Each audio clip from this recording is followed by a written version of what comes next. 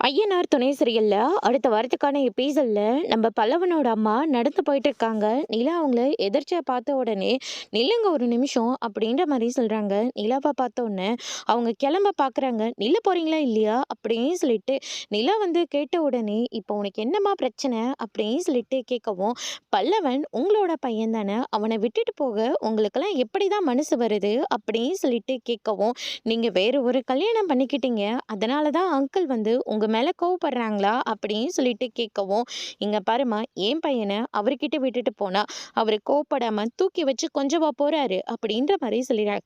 இத கேட்டோனே நிலா வந்து பயங்கரமா ஷாக் ஆகுறாங்க. "அப்படின்னா பல்லவன் வந்து அங்கிளோட பையன் கிடையாதா?" அப்படின்னு சொல்லிட்டு கேட்கவும், "ஏதாவது தெரிஞ்சுக்கணும்னா நீ போய் அவரவே கேளு" அப்படின்னு சொல்லிட்டு அவங்க பாட்டுக்கு கிளம்பி போயிடுறாங்க. அதுக்கு அடுத்ததா நடேசன் கிட்ட போயிட்டு, "நில்ல போறீங்களா இல்லையா?" அப்படின்னு சொல்லிட்டு நிலா வந்து அவங்கள நிப்பாட்டவும், பல்லவன் "உங்களோட பையன் கிடையாது.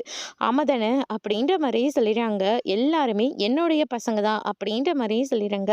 ப்ராஜெக்ட்ல பல்லவன் வந்து "உங்களுக்கு பொறந்த பையன் கிடையாது" அப்படின்ற மாரி சொல்லிறாங்க. "இப்போ உண்மைய சொல்ல போறீங்களா? இல்லையா?" அப்படின்னு சொல்லிட்டு.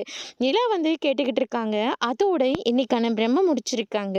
இனி நடேசன் பல்லவன பத்தின உண்மைய சொல்லப் போறாங்களா? இல்ல மறுபடியும் நிலா கிட்ட உண்மைய மறைக்க போறாங்களா? என்ன மாரி ஒரு ட்விஸ்ட் வரப்போகுதுன்றத வெயிட் பண்ணி பார்க்கலாம். Thank you.